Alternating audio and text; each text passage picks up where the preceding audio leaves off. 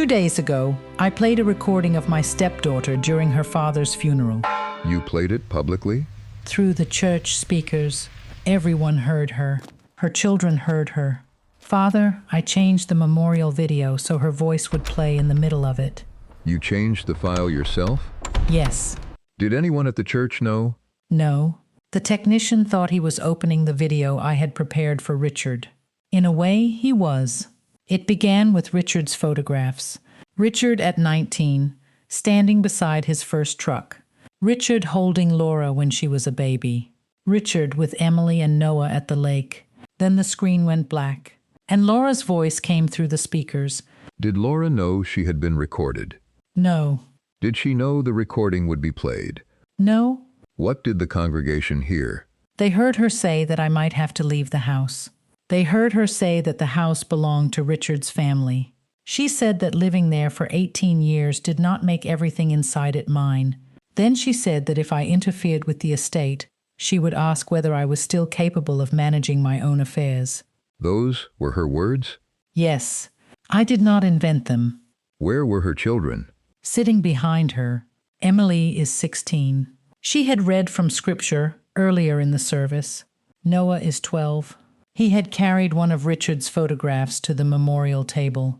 Did they know what they were about to hear? No. When Laura's voice began, what did you do? I stayed in my seat. Did you look at her? Yes. She turned toward the sound first. Then she looked at the technician. Then she looked at me. She knew. How? Because the conversation had happened in my living room. There were only 2 of us there. Did she say anything? Not while the recording played. No one said anything. That was the worst part. Or maybe it was the part I wanted most. Everyone was looking at her. Her uncles, Richard's former business partner, women from the parish who had brought food to our house while Richard was sick, people who had known Laura since she was a child. They were all hearing her tell her father's widow that she might be removed from her home. Were you afraid someone would stop the recording? I thought you might. I was near the front. I saw you turn toward the technician, but by then it was almost over. Could you have stopped it? Yes. How? I could have stood up. I could have said the wrong file was playing. I could have walked to the table and pulled the cable. I could have warned the technician before the service began. But you did not. No. Why? Because I wanted them to hear her. Even the children? I did not think about them enough. That is not the same as not knowing they were present. No. I knew where they were sitting. Emily had been holding her brother's hand before the video started. When Laura's voice said I might not be competent to handle my own affairs, Emily stopped looking at the screen. She looked at her mother. Noah whispered something to her. I could not hear what he said. What happened when the recording ended? The screen stayed black for a few seconds. Then the video returned to a photograph of Richard and me on our wedding day. I had placed it there. I wanted the last image to show who I was to him. What did Laura do? She stood. She did not shout. She did not cross the aisle toward me. She only asked, "What did you do?" I told her. They heard what you said. Did you answer her question? I thought I did. What did she do next? She took Noah by the shoulder. Emily followed them. Laura walked out before the final prayer. She did not look back. And you remained? Yes. People came to me afterward. Richard's sister held my hands and said she had no idea Laura had become so cruel.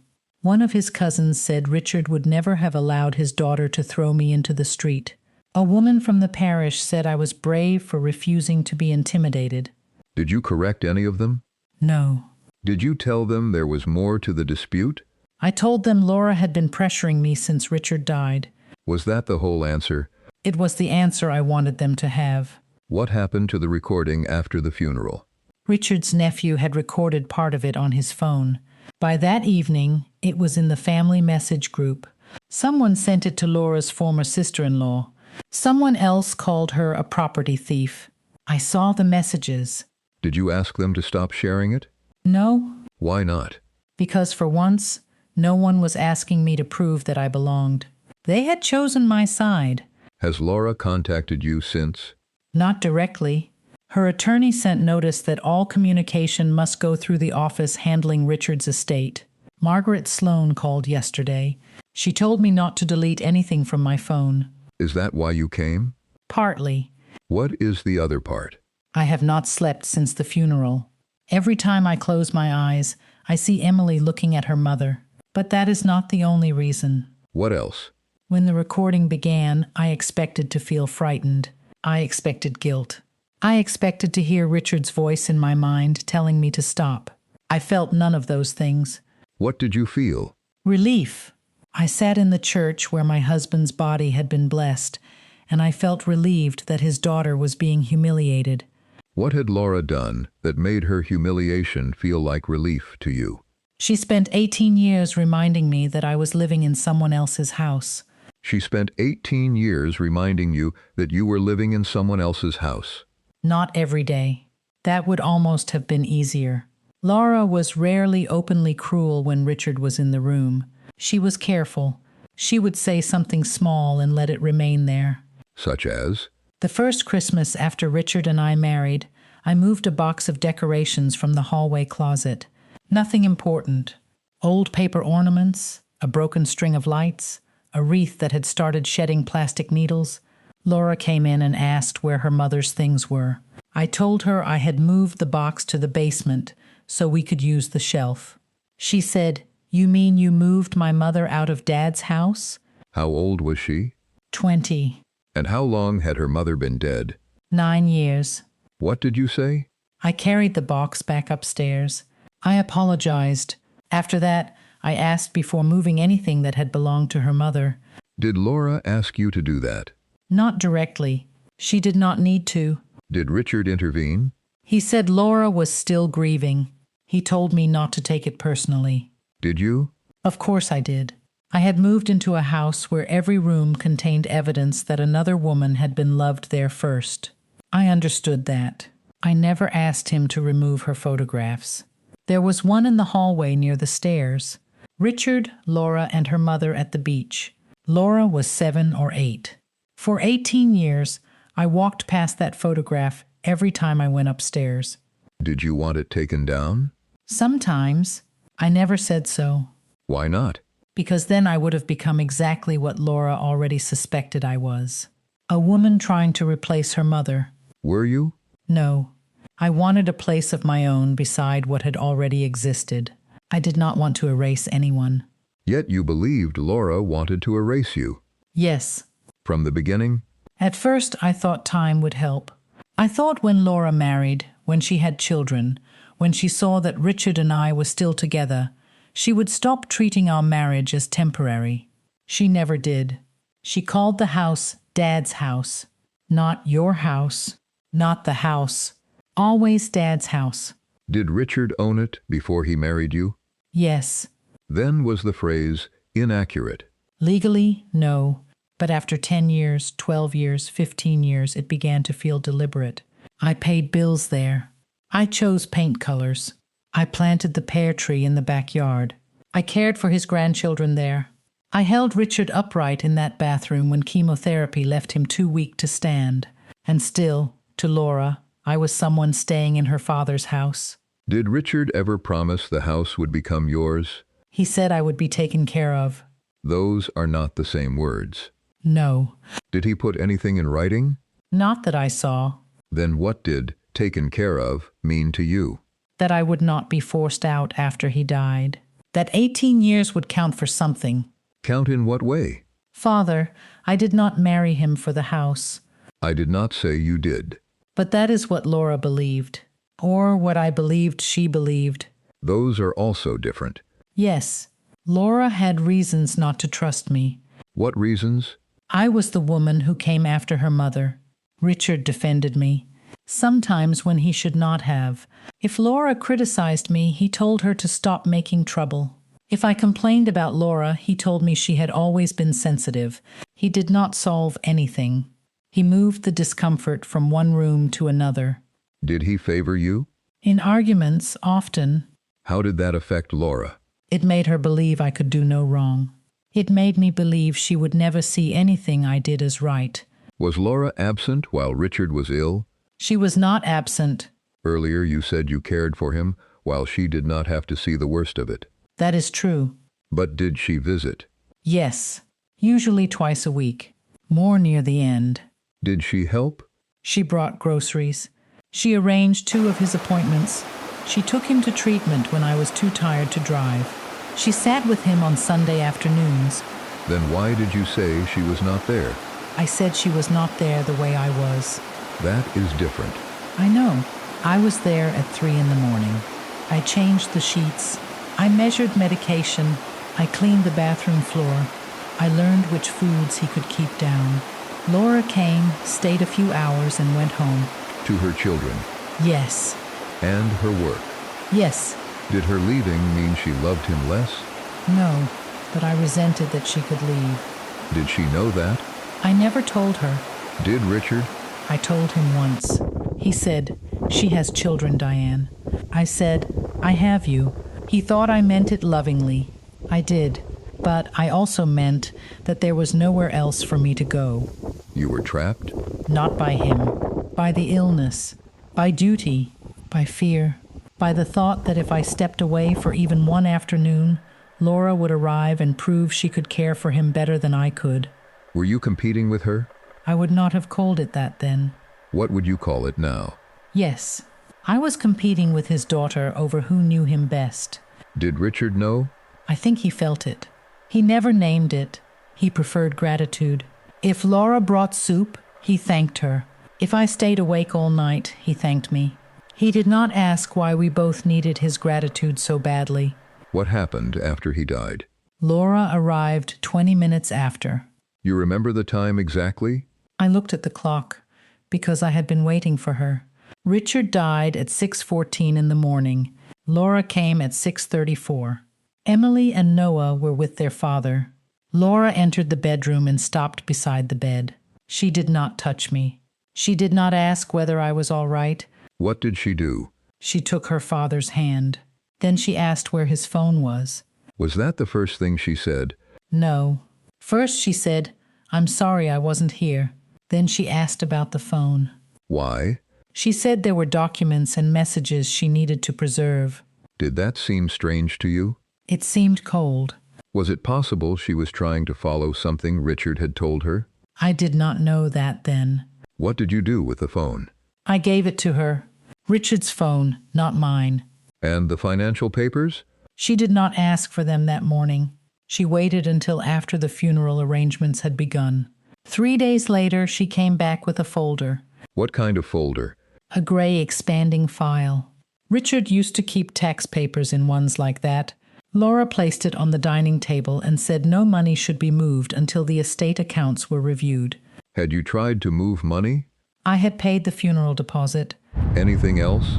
I transferred money into the household account. How much? Enough for bills. That is not an amount. $9,000. From where? Our joint savings. Was Laura authorized to question that transfer? She believed she was. Did she have documents? She had a copy of something from the bank. What did it concern? The house. The ownership? A loan. Did you know about the loan? Yes. Did Laura know you knew? I told her Richard had handled the finances. Was that true? He handled most of them. That was not my question. I knew about the loan. Why did you answer as though you did not? Because of the way she came into the room. She did not sit. She did not say we should look at the papers together. She stood at the end of the table and spoke as if she had already taken control. What did she say? Nothing moves until the accounts are reviewed. I asked whether she had come to help bury her father or inventory his property. She said, "Those are not separate things anymore." I told her she was treating me like a thief. What did she say? Then show me I'm wrong. Did you? No. Why not? Because she had no right to enter my house and demand answers before Richard was even buried. You said, "my house." Yes. Was that the first time you said it to her? Out loud, yes. How did she respond? She said, "This was Dad's house before you came here, and living in it does not make every account yours." I asked whether that was why she had brought the folder. I asked whether she planned to remove me before the flowers from his funeral had died. Did she say she would remove you? Not then. She said the estate had to be protected. Protected from whom? She looked directly at me. And what did you hear in that look? That I was not Richard's widow. I was a risk. Did she say that? Not in those words. Diane, I am not asking what 18 years taught you to hear. I am asking what Laura said. She said if I moved any more money or interfered with the review, she would ask the attorney to determine whether I was capable of managing the accounts responsibly. Was that a threat? Yes. Was it cruel? Yes. Did it frighten you? More than I can explain. My mother lost control of her finances before she died. My brother made every decision for her. Which doctor she saw, where she lived, what she was allowed to spend. Laura knew that story. So when she raised your capacity, she knew exactly where to strike. And that was when you decided she wanted to erase you? I had believed it for years. That was when I believed she had found a legal way to do it. And when did you decide to record her?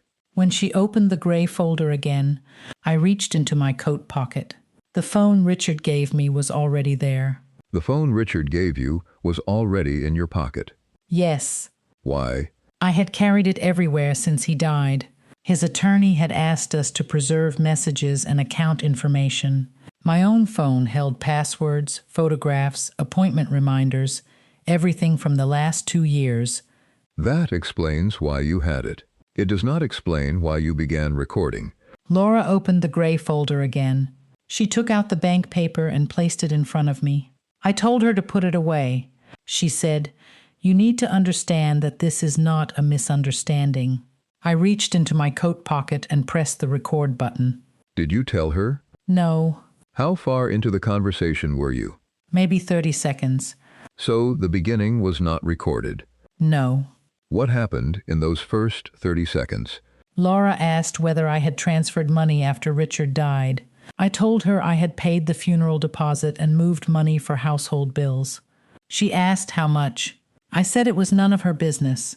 You had already transferred $9,000. Yes. Why not answer her plainly? Because she came in with documents as if I were an employee being audited. Was that your reason for recording?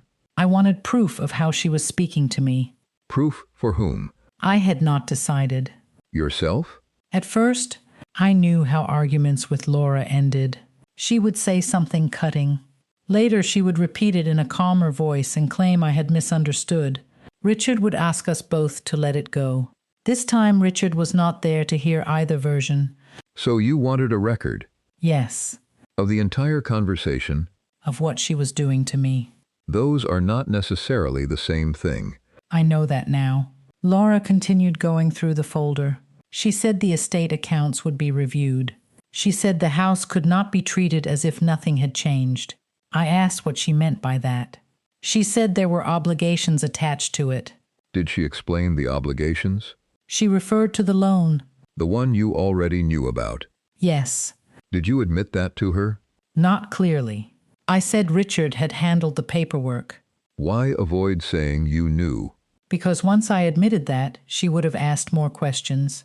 Questions you did not want to answer. Yes, but she was not calm either, Father. She stood over me. She kept tapping the folder with one finger. She said, "You do not get to move anything else before the review." I said, "You do not get to walk into my home and speak to me like a criminal." She said, "Then stop giving me reasons to..." What happened next? I told her she had been waiting for Richard to die so she could take control. She said I had turned every question about money into an accusation against her. I asked whether she planned to remove me from the house. She said the house might have to be dealt with according to the estate and the debt attached to it. Did she say she wanted the house for herself? Not in those words. Did she say she intended to put you in a care facility? No. She said if I continued moving money and refusing an independent review, she would ask whether I was able to manage the accounts responsibly. That is the line you later played at the funeral. Part of it. What did you say immediately before she said it? I told her that only a cruel daughter would threaten her father's widow before he was buried. And immediately after? I told her she sounded exactly like my brother when he took control of our mother's life. Did Laura know that history? Yes. Then she knew the threat would frighten you. Yes. But she also connected it to the accounts. Yes. Did you connect those two things when you later described the conversation? No. Why not? Because the threat was real even if she gave it a reason. A reason is not always a justification. I know. And a real threat does not make the surrounding facts disappear. No. The argument lasted several more minutes. Laura closed the folder and said she would return with Margaret Sloane. I told her she was not welcome back without calling first. She said, "You do not get to lock everyone out while you decide what we are allowed to know." Then she left. What did you do with the recording? I listened to it before her car had left the street. All of it? Yes. Then I listened again. The second time, I held the phone closer to my ear. The case was cracked at the bottom corner. Richard had bought it for my 60th birthday because I was always dropping my phone. What did you hear when you listened? Laura's tone. That was what I noticed first. The way she said the house might have to be sold. The way she questioned whether I could manage my own affairs. The way she spoke as though Richard had appointed her judge over me. Did you hear yourself? I heard myself answering her. Did you hear yourself provoking her? Not the first time. And the second? I heard it. I heard myself ask whether she had been waiting for her father to die. I heard myself say she had never accepted our marriage. I heard myself accuse her of wanting to erase me.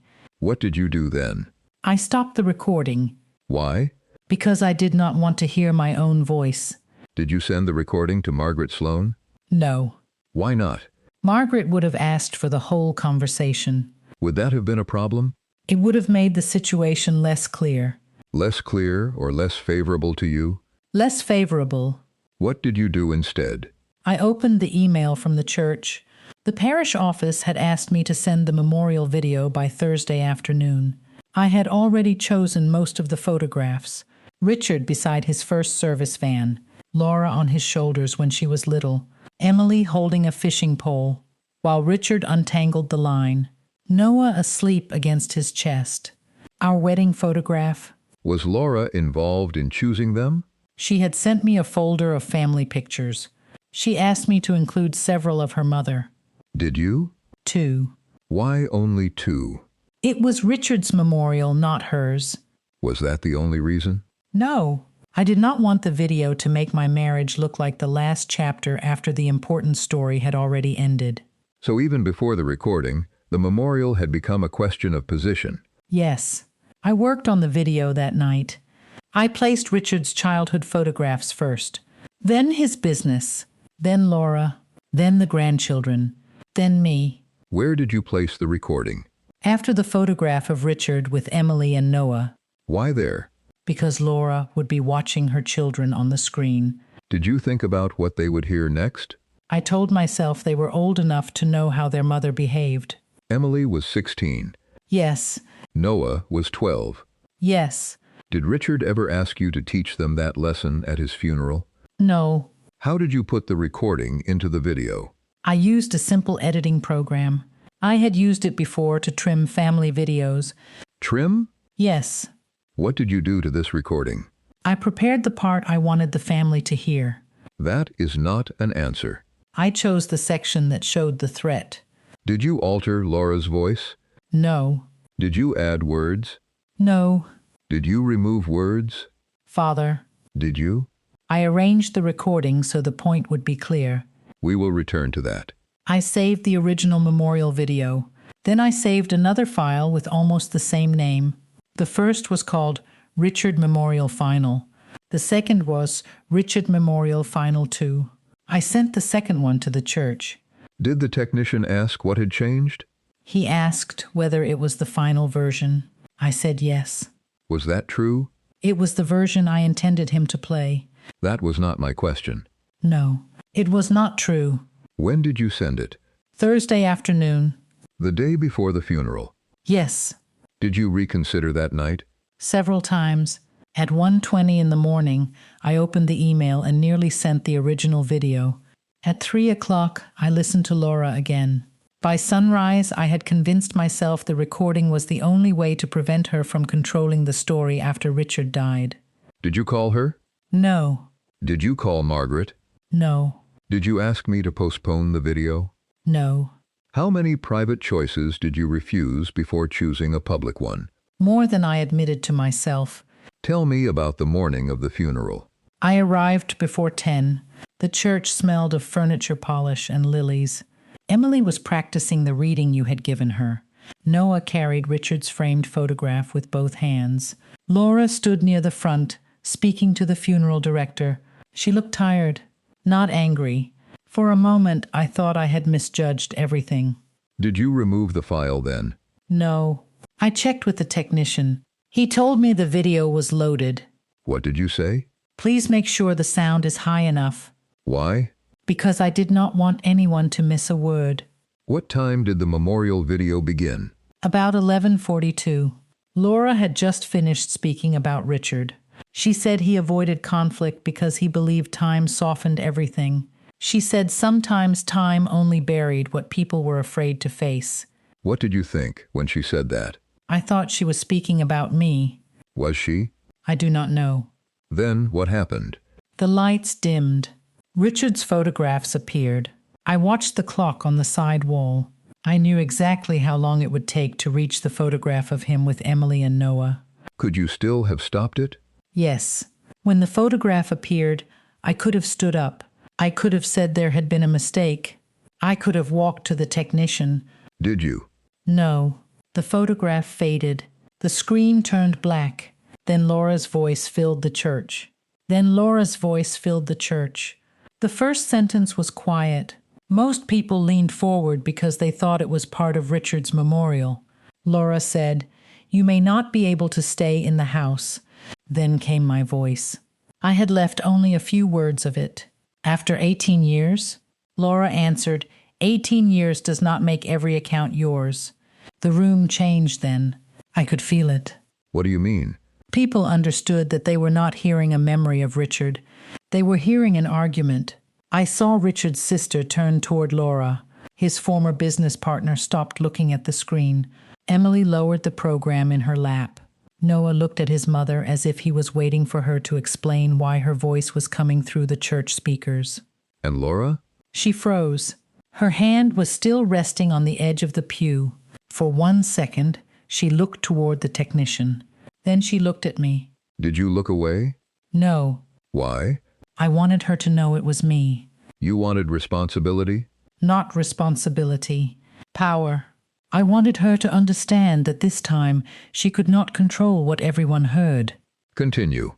The next line was the one about the house belonging to Richard's family. Laura said, "This was Dad's house before you came here." Then the recording moved directly to her saying, "If you interfere with the review, I will ask whether you are capable of managing the accounts responsibly." Directly? Yes. Meaning there was no pause? I had removed the pause. Did the congregation know that? No. To them, it sounded like one continuous threat. Like Laura had walked into my home and decided I was old, confused, and inconvenient. Was that how you wanted it to sound? Yes. I wanted them to hear what I had heard. What you had heard, or what you had felt? What I had felt? Those are not identical. No. But in the church, I wanted them to be. Laura stood before the recording ended. Emily reached for her arm. Laura did not sit back down. She turned fully toward me. Her face did not look angry at first. It looked empty. What did she say? Nothing until the audio stopped. The last line was Laura saying, "You do not get to make this harder because you are afraid." Then the screen remained black. No music, no photograph, just silence. How long? A few seconds. It felt much longer. Then our wedding photograph appeared. Yours and Richard's? Yes. I had placed it immediately after the recording. Why? I wanted the room to see me beside him. I wanted the image to answer Laura. Answer what? Her claim that I did not belong. Had she made that exact claim in the recording? Not exactly. Then the photograph was not an answer to her words. It was an answer to what I believed she meant. And what did the room see? Richard in a dark suit, me in an ivory dress. We were standing outside the courthouse because we had a small civil ceremony before the church blessing. He was smiling at me. I remember thinking that the photograph proved something. What? That I had not imagined our marriage. That I was not a visitor. That I had 18 years Laura could not edit out. While you were editing her? Yes. Laura stepped into the aisle. She looked at the screen, then at me. She asked, "What did you do?" Her voice was not loud. That made it worse. What did you say? They heard what you said. Did you tell her they had heard all of it? No. Did you tell her they had heard only what you selected? No. She looked at Emily. Emily would not look at her. Noah asked, "Are we leaving?" Laura said yes. She took his shoulder. Emily followed. They walked out before the final prayer. Did anyone try to stop them? No. People moved aside. That was what Laura saw as she left. Not one person asking her to stay. Not one person saying there might be more to the story. Did you? No. Did you want her to leave? At that moment, yes. Why? Because if she stayed, she might explain. And explanation would have done what? Complicated what everyone had just heard. Made it less favorable to you? Yes. After the service, Richard's sister came to me first. She held both my hands. She said, "I knew Laura was difficult, but I never imagined she would threaten you like that." I told her I had tried to keep the peace. Had you? Not that morning. Before that morning? Sometimes. Is sometimes the answer you gave Richard's sister? No. I let her believe I had endured Laura quietly until I had no other option. What did the others say? One cousin said Laura had always cared too much about inheritance. Richard's old partner said no child had the right to throw a widow out of her home. A woman from the parish told me I was brave. Did anyone ask whether the recording was complete? No. Did anyone ask what the review concerned? No. Did you offer that information? No. I stood beside Richard's photograph while people comforted me. Laura was outside with her children. Did that trouble you? Not enough. What happened that evening? Richard's nephew sent a message. He had recorded part of the audio on his phone. He sent it to the family group with the words, "People should know what Diane has been dealing with." What did you do? Nothing. Did you ask him to delete it? No. Did you tell him the recording had been prepared by you? No. Did you tell him there was more? No. Messages started coming in. Someone called Laura heartless. Someone else said she had been waiting for Richard to die. One person asked whether she was trying to take the house from me before the funeral flowers were gone. Was that accusation true? Not in the way they meant it. Did you correct it? No. Why? Because they were finally saying about Laura what I had wanted Richard to say for years. Which was? That she was unfair to me. That she used grief as permission to control everyone. That I had earned a place in the family. And you needed her publicly condemned to receive that place? At the time, I believed I did. When did Margaret Sloane contact you? The next morning, she said Laura had retained separate counsel. She told me not to delete messages, financial records, or audio files. Did she ask whether the recording was complete? She asked me to preserve the original. Did you tell her there was an original different from what had been played? I said I had edited the recording for length. Edited? Yes. Is that the word you used? Yes. Is it the most accurate word? No. What is? I cut it. Did you cut out silence? Some. Only silence? No. Did you rearrange the order? I moved two statements closer together. Did that change how Laura's words sounded? Yes. Did you remove your own words? Yes. Did you remove facts? Yes. Diane, was every word Laura's? Yes. Was the recording continuous? No. Did the congregation know that? No. How long was the recording they heard? 2 minutes and 11 seconds. How long was the original? 6 minutes and 43 seconds. What happened in the other 4 minutes and 32 seconds? I have the phone here. You do not need to play it for me. You need to tell me what you removed. That is where Laura said how much money was gone. That is where Laura said how much money was gone. Yes, How much? $78,400. From Richard's estate? From our joint savings. Who moved it? I did. Over what period?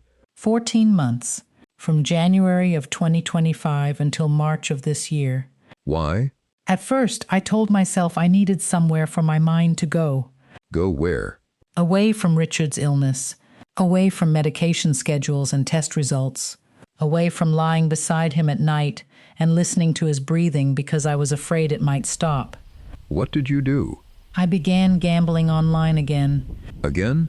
I had a problem years before I met Richard. I stopped for a long time. 18 years, almost. Did Richard know about the earlier problem? He knew I had lost money before. I told him it had never been serious. Was that true? No. But when we married, I was not gambling. I believed that meant the old lies no longer mattered. How did it begin this time? With $200, Richard had fallen asleep after treatment. I was sitting beside him with my phone. An advertisement appeared for a casino application. I told myself I only wanted the distraction. I won that night. How much? $1,200. And what did that victory teach you? The wrong lesson. It made me believe I could stop whenever I wanted and leave with more than I brought. The next time, I lost. Then I deposited more because I wanted to recover it. After that, I stopped thinking in terms of real money. It became numbers on a screen. But the money came from a real account. Yes. Did all $78,400 go to gambling? No. Some of it paid actual expenses. There was a hospital bill. We repaired part of the roof. We paid for overnight home care twice a week near the end. But I used those expenses to hide the rest. How? When I transferred money, I labeled the transactions. Medical, home, taxes. Sometimes the label was partly true. Most of the time, it was not. Did Richard review the accounts? Not carefully at first. He was ill. I handled the bills. He trusted me. When did he discover it? March 14th. This year? Yes. The bank called him about several transfers. I was at the pharmacy when he called me. He asked me to come home. The statements were spread across the dining table. What did he say? Tell me I am reading this wrong. I said some of the money had gone to his care. He asked, how much? I could not answer. He went through the transactions one by one. I kept saying I could replace it. Could you? No. Did he threaten to tell Laura? He said he should. I begged him not to. Why? Because she already believed I had taken him away from her.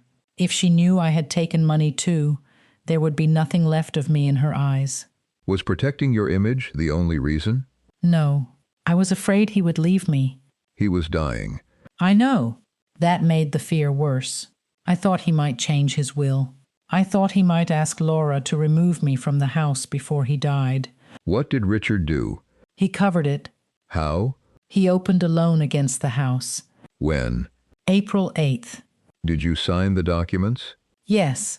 Then, when you told Laura that Richard handled the paperwork, I lied. did the loan repay the full amount? It covered most of the immediate debt and restored enough money to keep the accounts from collapsing. It did not undo what I had taken. Why did Richard hide it from Laura? He said he did not want his last months to become a courtroom. He said Laura would never forgive me. I told him she had never forgiven me for marrying him. Did he agree? He said, that does not make this her fault. Did you stop gambling? Yes. Immediately? Not immediately. How long? 9 days. After Richard found out? Yes. Did you lose more? $3,200. Is that included in the $78,400? Yes. Did Richard know about those final losses? Eventually. I confessed when he asked why another transfer appeared. What did he say? He did not shout. He sat down at the kitchen table and said, I cannot keep saving you from what you refuse to name. Did that stop you? Yes. I closed the accounts. I gave him the passwords. But the financial damage remained. And Laura learned about it before the funeral? Yes. From whom? Richard. When? September 4th. 2 weeks before he died. Yes. Were you present? No. He asked her to come while I was collecting medication. How do you know what he told her? Laura repeated it during the argument, and Margaret later confirmed that Richard had asked for an audit. What did Richard ask Laura to do? Protect what remained. Review the accounts after the funeral. Make sure the loan was addressed. Preserve the portion intended for Emily and Noah.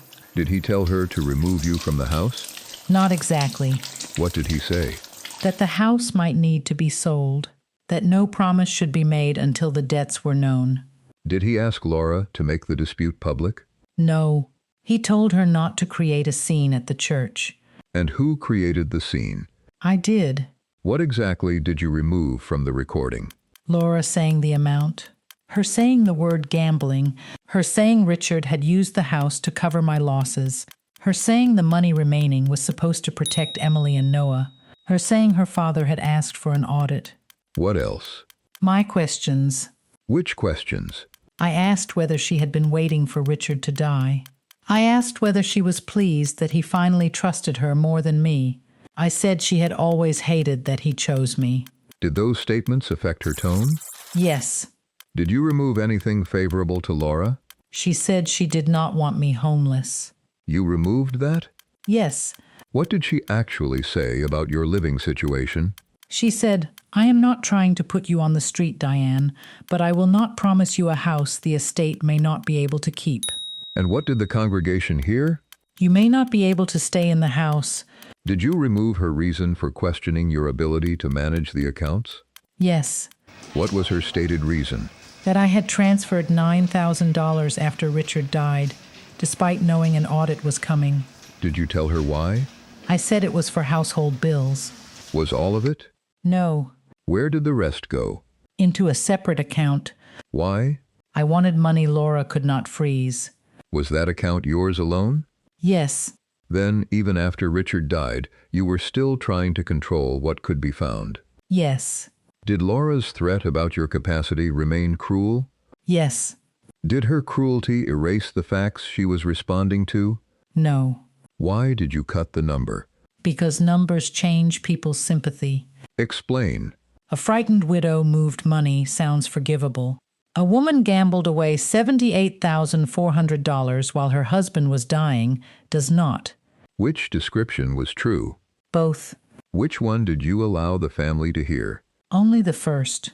Why did you remove Emily and Noah from the recording? Because if people knew Laura was protecting money intended for her children, they would not see her as someone hunting an inheritance for herself. Why did you remove Richard's request? Because then Laura would sound like a daughter following her father's wishes. And you? I would sound like the person he no longer trusted to handle the truth. Was that what frightened you most? No. What was? That Richard had finally told Laura something he had kept from her for me. For 18 years, I believed he chose me whenever she and I were in conflict. Then, before he died, he gave her the truth. Did that feel like betrayal? Yes. Was it? No. He was trying to correct what he had hidden. Then why punish Laura? Because Richard was gone. I could not punish him. For telling the truth? For telling it to her. What did you want the family to believe after the funeral? That Laura had used her father's death to attack his widow. And what did you not want them to know? That Richard had spent his final months protecting me from the consequences of my own choices. Did you want to protect your home? Yes. Only your home? No. What else? My place beside him. I wanted one story left in which I was the person who stayed, sacrificed, and loved him properly.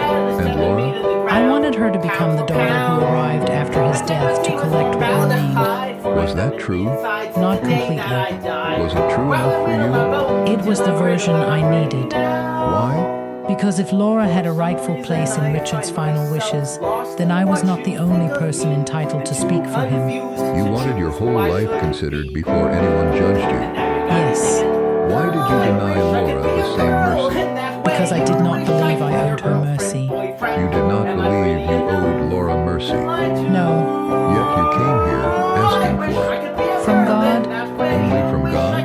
From Richard's family, too, I suppose. For what? For the money, for hiding it, for what happened while Richard was sick, for being frightened and making choices I would not have made if he had been well. You want them to consider your circumstances, Yes, your fear, yes, the 18 years of marriage, yes, the nights you cared for Richard, yes, the loneliness of watching him die. yes, And what circumstances did you allow them to consider for Laura? none. Why? Because I was not the one threatening to have her declared incapable. Her threat was wrong. Then why does it feel as though you are defending her?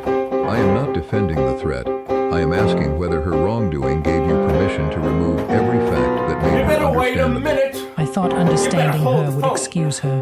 Is that what you want understanding to do for you? No, Then why assume it must do that for her? because Laura always has an explanation. Her mother died. Her father remarried. She felt displaced. She had children to protect. There was always a reason she could be cold to me. Were those reasons false? Did they make her cruelty acceptable?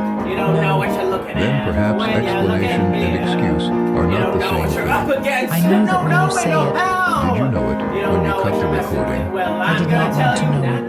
Diane, do you remember the servant of the gospel who almost left? Yes, What did he do afterward? he went to someone who owed him much less. He demanded payment. And when that man could not pay, He showed him no mercy. why does that story trouble you? Because I have always thought of myself as the person begging for mercy. Not the servant refusing it.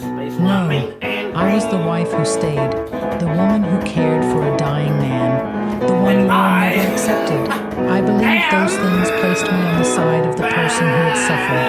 Suffering does not prevent a person from becoming unjust. No, What debt did you want Richard's family to release? the money, the lies, the fact that Richard used the house to protect me, the fact that I failed him after he trusted me. And what did Laura owe you? Respect, recognition, an apology, a place in the family that did not feel borrowed. Could she repay 18 years of hurt in one conversation?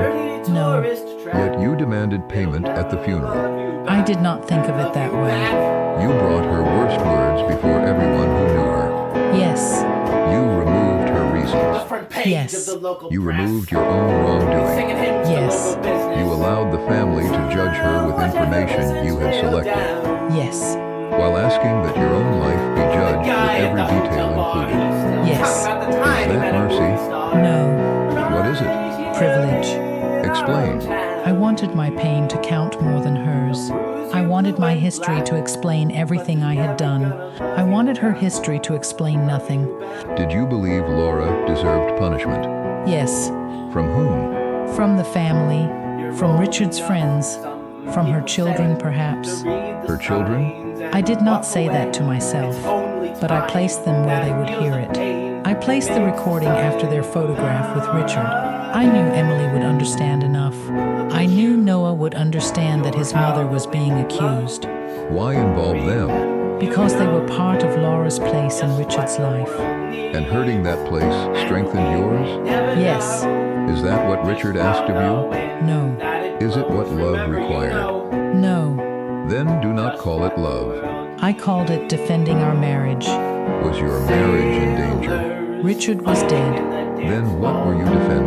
The memory of it. From whom? Laura. Could Laura erase 18 years? Not literally, Then why did her opinion have so much power? because she was his daughter, because she knew him before I did, because there were parts of his life I could never enter, because when he finally told her the truth about me, I felt as though he had chosen her version of our family. Did telling her the truth mean he stopped loving you? No, Did protecting his grandchildren mean your marriage was false? no, Did allowing Laura a rightful place require you to lose yours? no. Then what did you make scarce? Love, memory, belonging, Why? because I believed only one of us could be the person Richard trusted most. And after he died, how did you try to win? By making Laura appear unworthy of him. Did the recording accomplish that? For a day. Did it give you peace? No. Did it restore the money? No. Did it make Richard's final months honest? No. Did it protect Emily and Noah? No.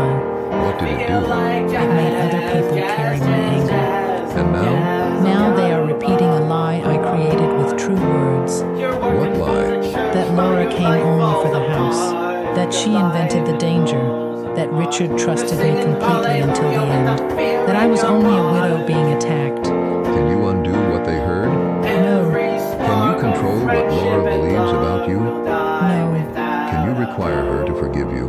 No. Can you require her children to see you again? No. Then what remains within your control? The original recording, the financial records, the correction, the money I still have, whether I continue lying. If you correct the story and Laura never speaks to you again, will the correction still be necessary?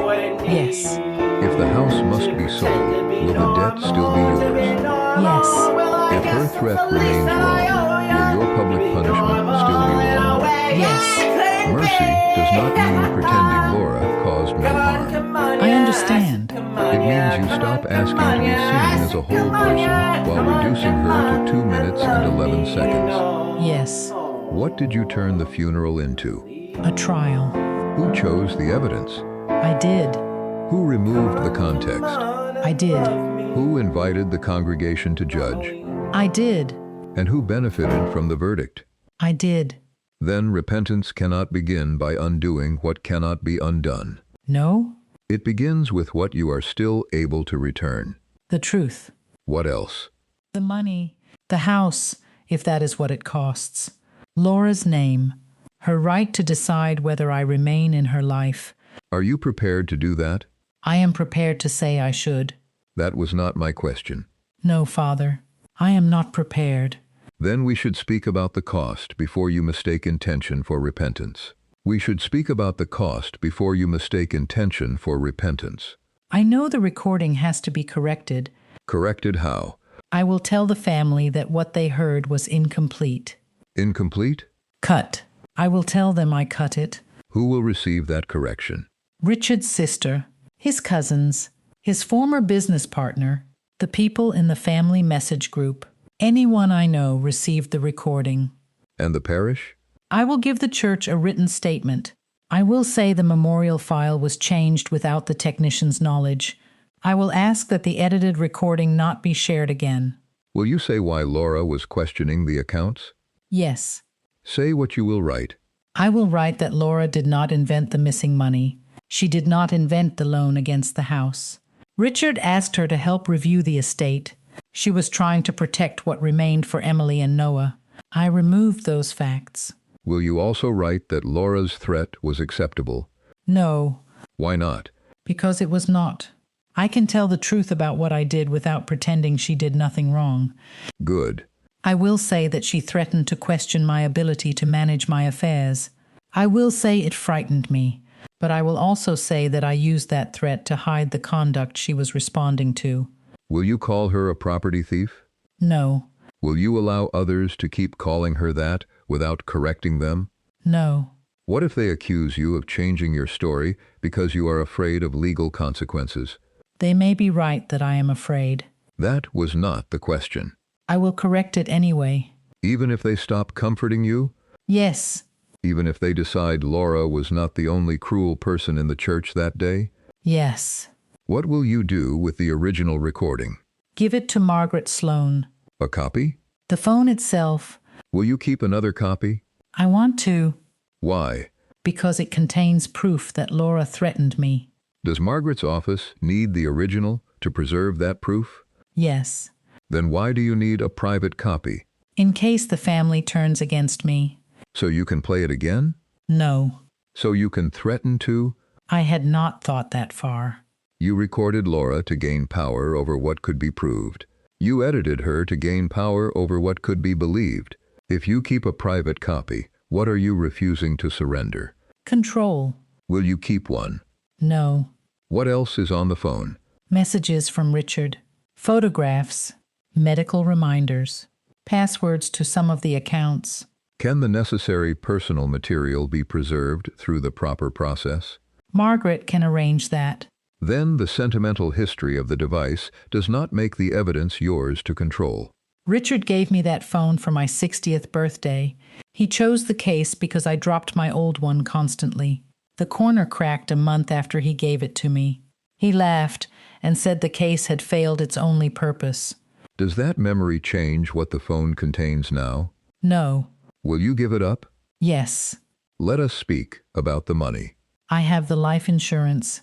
How much of it have you received? The claim is still being processed. And when it is paid?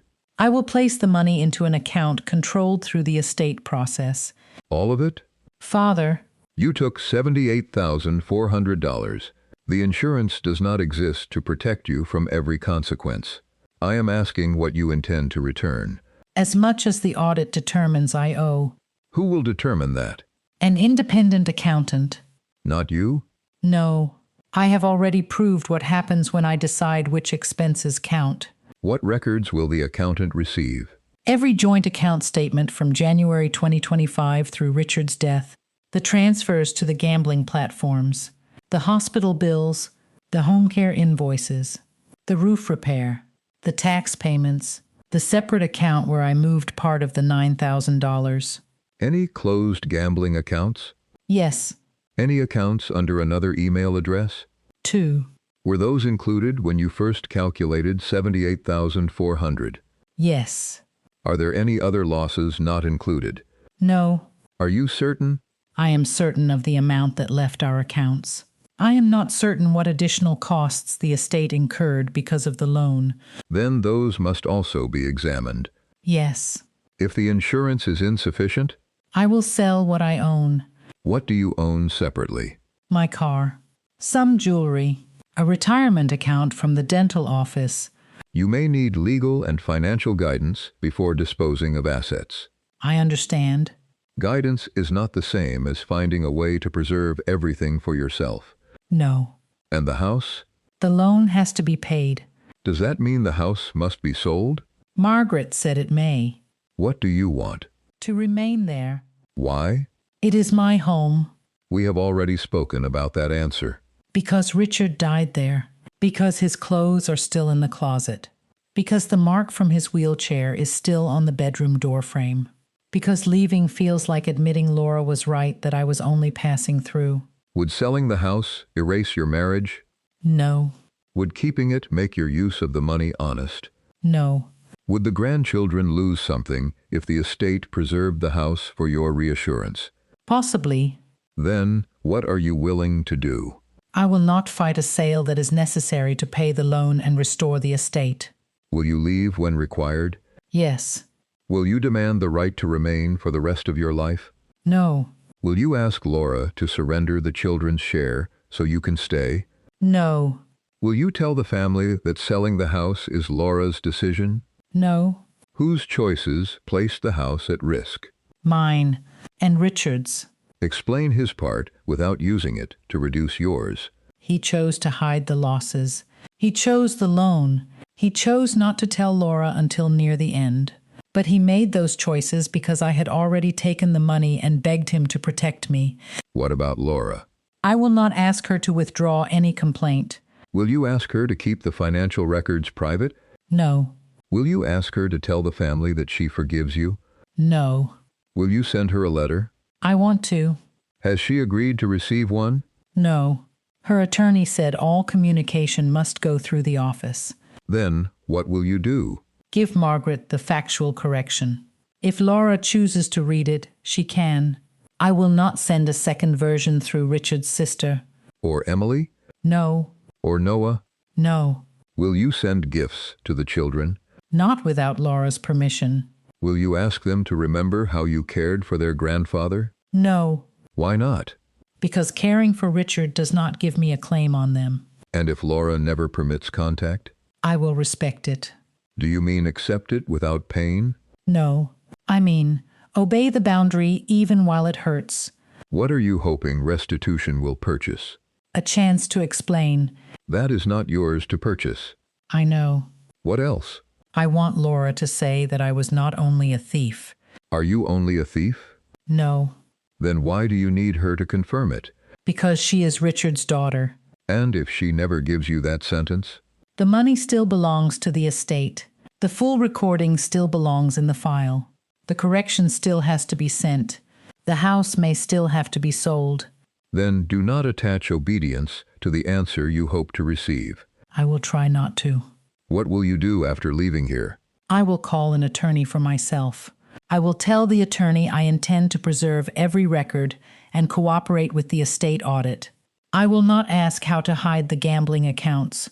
I will not delete the editing application or its history. I will prepare the correction.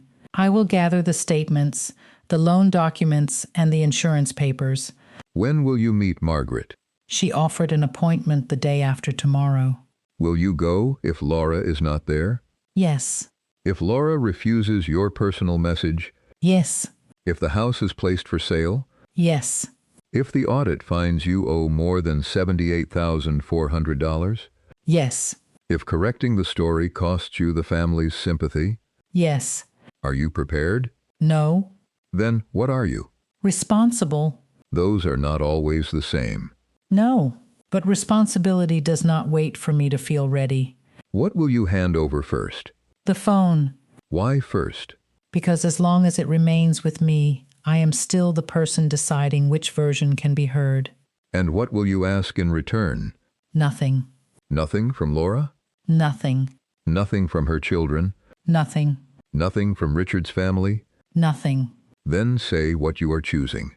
I will give them the original recording. I will correct the lie I created with Laura's true words. I will return what the audit says I owe. I will use the insurance money. I will leave the house if it must be sold. And I will accept that Laura may never allow me to belong to her family again. Are you ready to leave here and begin? No, Father, but I know what I have to give back. I left the church with the phone still in my bag. For the first time since Richard died, I did not open it in the car. I did not listen to Laura. I did not read the family messages. I called an attorney.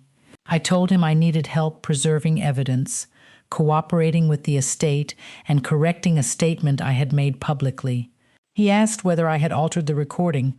I said yes. He asked whether I had deleted the original. I said no. He told me not to touch anything else. Not the application, not the messages, not the gambling accounts, not the file names.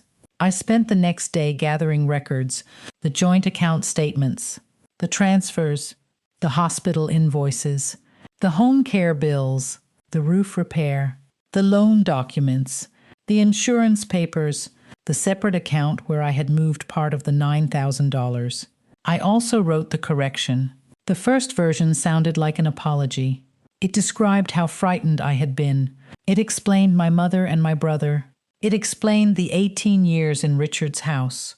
It explained Laura's threat. My attorney read it and asked, "Where does it say what you did?" I wrote it again. The second version said, "The recording played at Richard Holloway's funeral was not the complete conversation. I removed information about money I had taken from our joint accounts. I removed the fact that Richard had requested an audit. I removed Laura's statements that she did not want me left without housing. I removed my own accusations and provocations. The recording created a false impression that Laura's only purpose was to take her father's property. That impression was created by me. I signed it. I did not add that Laura had also hurt me. That was true, but it was not the truth I had been refusing to return. On September 29th, I arrived at Margaret Sloane's office 20 minutes early. I carried a document box. The phone was in my handbag. I kept touching the cracked corner through the fabric. The receptionist led me to a small conference room. There were 3 chairs around the table. I looked at the empty one and asked whether Laura was coming. Margaret told me Laura had chosen not to attend. She said all communication would continue through the office. She said Laura had not agreed to receive a personal letter from me. I had brought one anyway. It was sealed inside my folder. I did not take it out. Margaret asked whether I understood that correcting the recording would not end the financial review. I said yes. She asked whether the box contained every record I had been advised to provide. I said yes. She opened it. She began with the account statements. then the gambling records, then the loan documents, then the insurance claim. When she reached the written correction, she read it twice. She asked whether I accepted that the memorial recording had created a materially misleading impression of Laura. I said yes. She asked whether anyone at the church had known what I intended. I said no. She asked whether the technician had selected the wrong file by accident. I said no. I told her I had named the second file so it would appear to be the final version. She wrote that down. I signed a statement confirming it. Then she placed the estate papers in front of me. The first document authorized an independent review of every relevant transaction. The second allowed the insurance proceeds to be held while the amount of restitution was calculated. The third acknowledged that the house might have to be sold to pay the loan and restore the estate. The fourth required me to cooperate with the sale and leave before the closing date if the court approved it. I read that page longer than the others. Margaret did not hurry me. I looked at the address at the top. I had lived there for 18 years. I knew which floorboard creaked outside the bedroom. I knew where Richard kept batteries even after he forgot where he had placed them. I knew the pear tree needed pruning before winter. None of that changed the debt. I signed. Margaret said the insurance might cover a substantial part of what was owed, but not necessarily the loan costs, lost investment value, or professional fees. I told her the audit could determine the total. She asked whether I intended to dispute the amount. I said I would review it with my attorney, but I would not hide transactions or invent expenses. Then she asked for the phone. I placed my handbag on the table.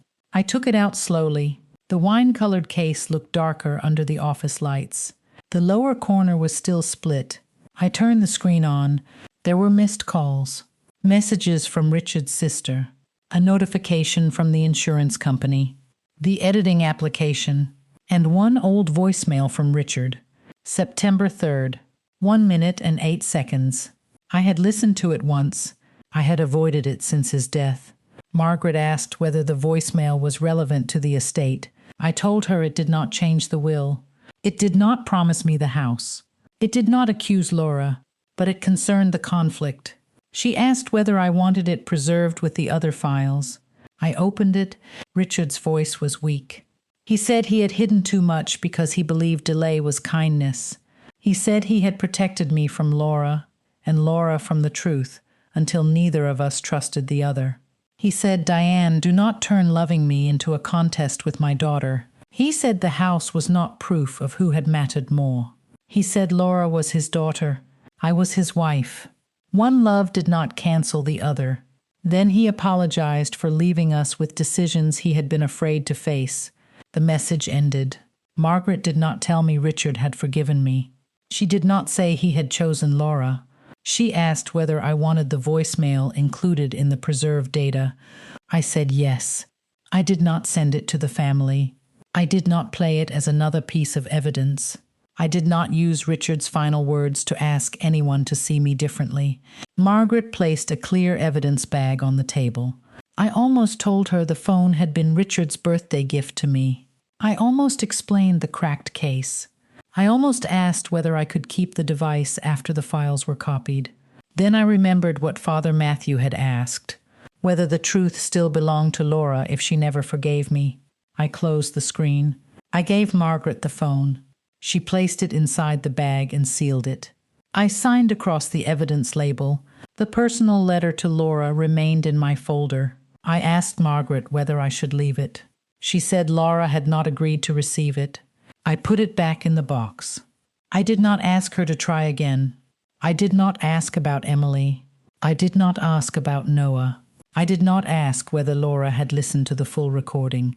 When the documents were finished, Margaret told me the house would be prepared for sale once the necessary approvals were complete. She said I should begin arranging another place to live. I nodded. I stood. The empty chair remained empty. Laura did not enter. She did not forgive me. She did not tell me I was still part of her family, and I did not take the phone back. I left the conference room alone. On the table, inside the clear bag, the screen lit for a final moment. It displayed the file I had spent days refusing to surrender, Original recording